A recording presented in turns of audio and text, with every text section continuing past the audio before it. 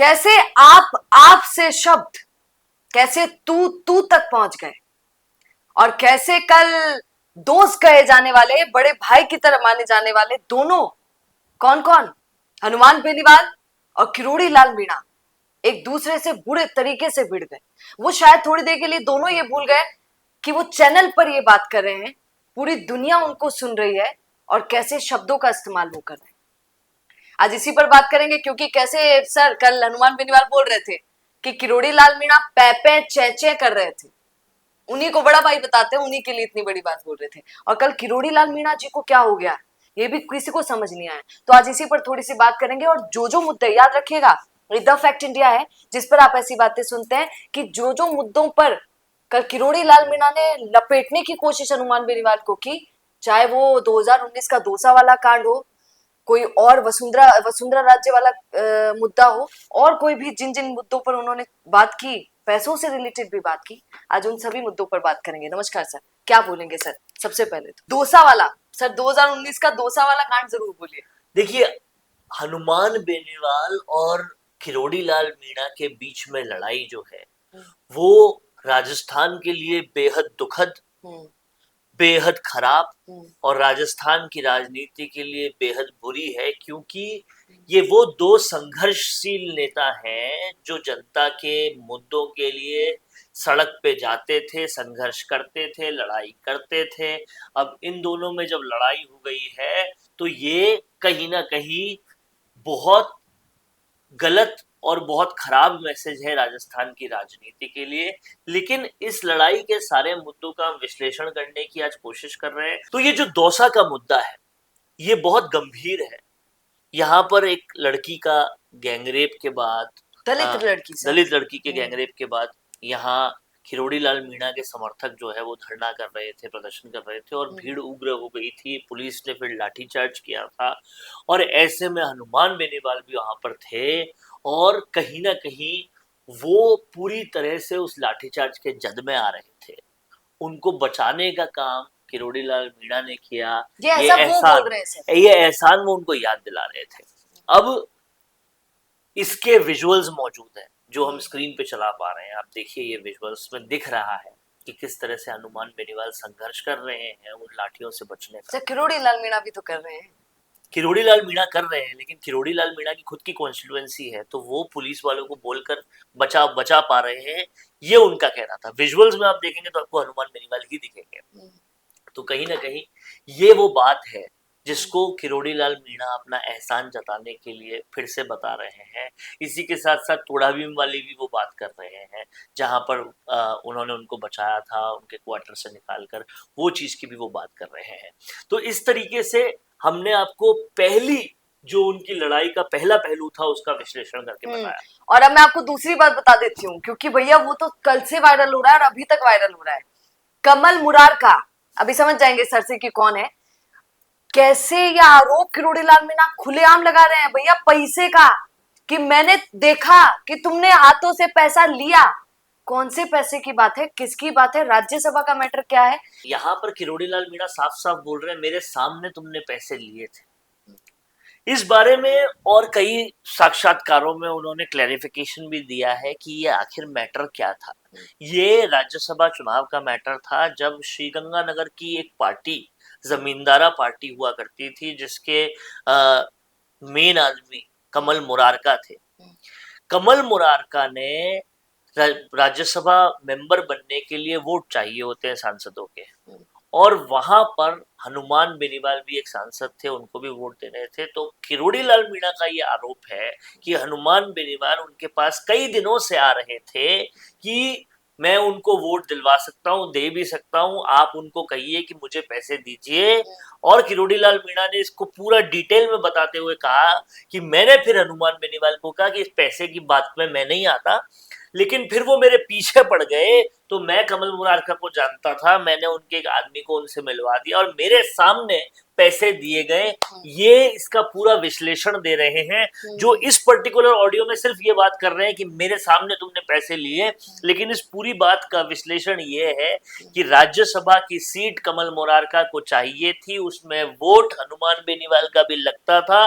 उस वोट को देने की एवज में किरोड़ी लाल मीणा का ऐसा आरोप है कि उनके पीछे हनुमान बेनीवाल पड़े कि कमल मुरारका से मुझे पैसे दिलाओ, और किरोड़ी लाल मीणा के मना करने के बावजूद वो पीछे पड़े रहे, तो उन्होंने कमल मुरारका के आदमी से इनकी मुलाकात करवा दी और इनको पैसे उनके सामने दिए गए। इस तरह का आरोप वो लगा रहे हैं, तो सीधा भ्रष्टाचार का आरोप वो लगा रहे हैं। और इसके रिप्लाई में फिर जो बिल्कुल ताजा आरोप हनुमान बेनीवाल ने कुछ वक्त पहले ही लगाया था कि ये जो जी। बार बार छापे मार रहे हैं और वो रीट इसीलिए वाला। मार रहे हैं, हाँ वो इसीलिए मार रहे हैं कि कहीं ना कहीं जिनके यहाँ छापे मारे उनको 15-15 लाख रुपए देकर वापस उनकी फैक्ट्रियां खोल रहे हैं। ये आरोप हनुमान बेनीवाल ने उसके काउंटर में लगाया, और ये आरोप बहुत ताजा है, ये ऑलरेडी वो लगाते रहे। तो क्या आपको, मुझे बीच में ही बोलना पड़ेगा, क्या आपको लगता है कि जो सर कह रहे हैं उस हिसाब से दोनों के आरोप कितने सच लगते हैं? कौन सच बोल रहा है जरूर कमेंट कीजिएगा। और दूसरी बात इस पर भी अपन को बात करनी चाहिए कि कैसे जब लड़ाई और ज्यादा उग्र हो जाती है भैया, तो किरोड़ी लाल मीणा क्या कहते हैं बीच में इंटरप्ट करके हनुमान बेनीवाल को, और फिर हनुमान बेनीवाल भी बीच में टोकने की कोशिश करते हैं। वो कहते हैं कि अरे मैं गांजा पीता हूँ, मैं ही हूँ जो भजनलाल के पास जाता हूँ, मोदी के पास जाता हूँ, कभी गहलोत के पास जाता हूँ। ये उनका तंज भरा अंदाज था, तंज भरे अंदाज में हनुमान बेनीवाल को ये चीज कह रहे थे। लेकिन समझने वाली बात ये भी है कि इस पूरे मैटर में हमें उस बारे में भी बात करनी चाहिए जब बात हनुमान बेनीवाल की पार्टी की एक जिला अध्यक्ष की हो रही है। हाँ, उसके में हनुमान बेनीवाल पर किरोड़ी लाल मीणा का साफ और सीधा आरोप है कि आपकी जिला अध्यक्ष पूरे पेपर लीक मामले में बहुत ज्यादा लिप्त थी और आपने उसको जिला अध्यक्ष बना रखा था। और हनुमान बेनीवाल उनके जवाब में ये कह रहे हैं कि वो आपके टच में है। लेकिन किरोड़ी लाल मीणा ने इस पर और क्लैरिफिकेशन दिए हैं दूसरे साक्षात्कारों में, जिसमें वो साफ कर रहे हैं कि मैं जल्द ही अपने पार्टी के अध्यक्ष से बात करके उनकी सहमति लेके, मदन राठौड़ की सहमति लेकर इस पर सबूत लेकर आऊंगा कि किस तरीके से ये जो इनकी पार्टी की अध्यक्ष है, जिला अध्यक्ष है, वो इनके साथ मिली हुई थी और वो पेपर लीक में लिप्त थी, और किस तरह से इनके तार जुड़े हुए हैं ये सब मैं सबूत लेकर आऊंगा। उन्होंने साफ साफ कहा है कि मेरी तरकश में अभी कुछ तीर बाकी हैं और उन तीर को जब मैं निकालूंगा तो हनुमान बेनीवाल को परेशानी होगी। ये साफ क्लियर धमकी जो है वो हनुमान बेनीवाल को किरोड़ी लाल मीणा की तरफ से मिल चुकी है। और कहीं ना कहीं एसआई भर्ती जो एक मामला था, बहुत ज्यादा खुश होने का सारे आंदोलनकारियों के लिए कि वो रद्द हो गई है, वो खुशी कहीं ना कहीं एक राजनीतिक मायूसी में बदल गई है। बहुत गंदगी थी कल, जिसमें दोनों संघर्षशील नेताओं के बीच में बहुत जबरदस्त लड़ाई हो गई है। और इस लड़ाई से ये जो मामले निकल कर आए, ये कहीं ना कहीं संघर्ष के पीछे का एक काला सच भी बताते हैं कि दोनों एक दूसरे पर जब भ्रष्टाचार के आरोप लगा रहे हैं, ऐसे ऐसे आरोप लगा रहे हैं जो कहीं ना कहीं उनके संघर्ष पर क्वेश्चन मार्क लगाते हैं, वो बहुत बड़ी चीज है। कहीं ना कहीं दोनों एक दूसरे के वोट बैंक पर अब सीधा सीधा सीधा हस्तक्षेप कर रहे हैं, सीधा सीधा आरोप लगा रहे हैं। किरोड़ी लाल मीणा ने सबसे पहले ये कहा कि तुम जाटों को बेवकूफ बना रहे हो, तुम जाटों को बिगाड़ रहे हो, इस तरह की बातें उन्होंने की। और उन्होंने कहा तुम नागौर के ही नेता हो, वहीं तक अपनी नेतागिरी करो। जबकि उसके जवाब में हनुमान बेनीवाल ने साफ तौर पे कहा कि आप इससे आगे कहीं नहीं बढ़ पाओगे, जो बन गए हो उससे ज्यादा कुछ नहीं बन पाएगा, इसके बाद बूढ़े हो गए सर, बार बार बार बार ये चीज कही। तो समझने वाली बात ये है कि जाटों पर आरोप लगाया कि ये जाटों को बिगाड़ने वाले नेता हैं, तो वही हनुमान बेनीवाल ने फिर विपक्ष में किरोड़ी लाल मीणा पर यह आरोप लगाया कि ये तो अपने नेताओं को ही खा रहे हैं। समरावता में पुलिस भेज दी थी नरेश मीणा के अगेंस्ट, समरावता में अपने ही लोगों को, नरेश को चाटा मार दिया था। हाँ, अपने लोगों को, मीणा लोगों को कैसे पिटवाया था, मीणाओं की राजनीति को कैसे खत्म कर रहे हैं, मीणा किसी और नेता को आगे नहीं बढ़ने दे रहे हैं, अपने लोगों को कैसे धोखा दे रहे हैं, ये सारी बातें हनुमान बेनीवाल ने की। जबकि एक तरफ वो जाट मीणा एकता की बात कर रहे हैं और दूसरी तरफ मीणाओं के सबसे बड़े नेता को गाली दे रहे पर हैं। से सुनिए ना, आपको बीच में इंटरप्ट करूंगी क्योंकि कल किरोड़ी लाल मीणा से खुद बात करके आई हूँ, तो उन्होंने तो मुझे लिस्ट बता दी थी। लिस्ट में बोला मुझे कि आपको किसने कहा कि मैं समाज के लोगों को आगे नहीं बढ़ने देता हूँ। 2 दर्जन लिस्ट आपको बता दूंगा, 2 दर्जन नाम आपको बता दूंगा और गिनना भी शुरू किया।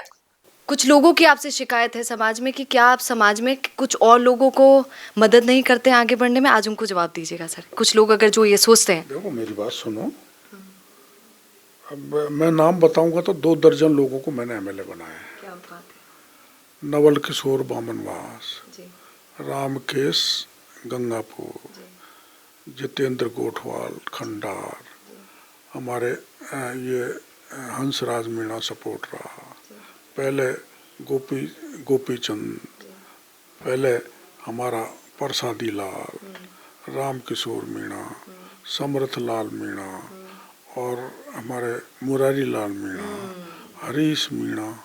कितने लोगों को हमने, जो बढ़ रहा है बढ़ो, किसी भी दल का हो। और सत्ता में रहने के बाद भी मुरारी लाल मीणा के कहने से हम काम करते थे, वो चाहे करें चाहे ना करें, क्योंकि मंत्री बनने के बाद में सब पार्टी का हूँ, सब जाति का हूँ, सभी धर्म का हूँ। अब समझने वाली बात यह है कि किरोड़ी लाल मीणा जो क्लैरिफिकेशन दे रहे हैं कि उन्होंने बहुत सारे मीणा नेताओं को आगे बढ़ाया, तो हनुमान बेनीवाल के आरोप को वो निराधार कर रहे हैं और सच्चाई भी कहीं ना कहीं यही है। किरोड़ी लाल मीणा ने सच में कई सारे नेताओं को आगे बढ़ाया है, लेकिन यहाँ पर जो देखने वाली बात यह है कि गुस्से गुस्से में हनुमान बेनीवाल ने कई ऐसी बातें बोल दी जो निराधार थी। जैसे कि हनुमान बेनीवाल ने बोला कि मेरा साथ छोड़ के गए किरोड़ी लाल मीणा, है ना। लेकिन समझने वाली बात यह, हनुमान बेनीवाल ने तो पार्टी बाद में बनाई, पहले पार्टी बनाने वाले तो किरोड़ी लाल मीणा थे। भाई कांग्रेस बीजेपी के अलावा तीसरा मोर्चा अगर कोई लाने में सबसे पहले था राजस्थान में, तो नेशनल पीपल्स पार्टी सबसे पहले लेकर किरोड़ी लाल मीणा आए थे। हालांकि वो उनकी खुद की पार्टी नहीं थी, वो पीएस सांगमा की पार्टी थी, लेकिन लेकर वो आए थे। और हनुमान बेनीवाल, किरोड़ी लाल मीणा ने ये क्लैरिफाई किया है कि वो उनको छोड़ के कैसे जा सकते, पार्टी तो उनकी थी, आना तो उनको चाहिए था, ये तो अकेले थे, निर्दलीय थे, तो छोड़ के कैसे जा सकते हैं। इन्होंने तो पार्टी बाद में बनाई। सर ये बोलना है हनुमान बेनीवाल का कि वादा किया था कि हम दोनों भाई मिलकर नई पार्टी खोलेंगे, पर वो खुलती उससे पहले भाग गए। अरे तो नई पार्टी खोल चुके थे, ये साथ में आ जाते। यही किरोड़ी लाल मीणा का क्लैरिफिकेशन था। अब समझने वाली बात यह है कि हनुमान बेनीवाल का सपोर्ट कहीं ना कहीं किरोड़ी लाल मीणा के जो धुर विरोधी हैं ओपी हुडला, वो भी कर रहे हैं। उनका कहना है कि हनुमान बेनीवाल बिल्कुल ठीक बोल रहे हैं, ये किसी भी लड़ाई को पूरा नहीं लड़ते, शुरू करते अधूरे छोड़ देते हैं और फिर उससे पैसा कमा लेते हैं, भ्रष्टाचार कर लेते हैं। 15 करोड़ में जो चीज हो जानी चाहिए थी उसके 75 करोड़ के टेंडर बनाते हैं। कैसे भ्रष्टाचार करते हैं हम खोलेंगे। तो अब हनुमान बेनीवाल का साथ ओपी हुडला भी दे रहे हैं। अब देखना ये होगा कि किरोड़ी लाल मीणा कैसे काउंटर करते हैं। हालांकि कल उन्होंने साफ कर दिया है कि तरकश में कुछ तीर बाकी है, मदन राठौड़ से इजाजत लेंगे और फिर हनुमान बेनीवाल के खिलाफ मोर्चा खोलेंगे। तो अब समझिए, जो बात हर्षोल्लास की थी कि एसआई भर्ती रद्द हो गई, अब वो एक नई लड़ाई में तब्दील हो गई है, किरोड़ी वर्सेस हनुमान बेनीवाल। और ये कहीं ना कहीं राजस्थान की राजनीति के लिए बेहद घातक होने वाला है जो कुछ हो रहा है।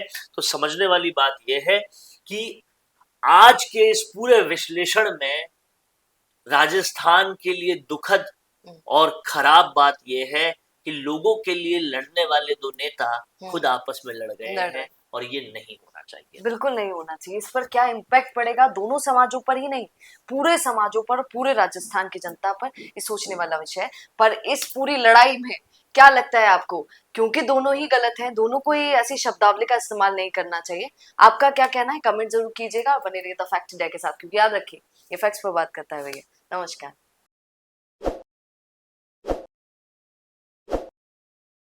ताज़ा खबरों के लिए विजिट करें द फैक्ट इंडिया की वेबसाइट और डाउनलोड करें द फैक्ट इंडिया ऐप।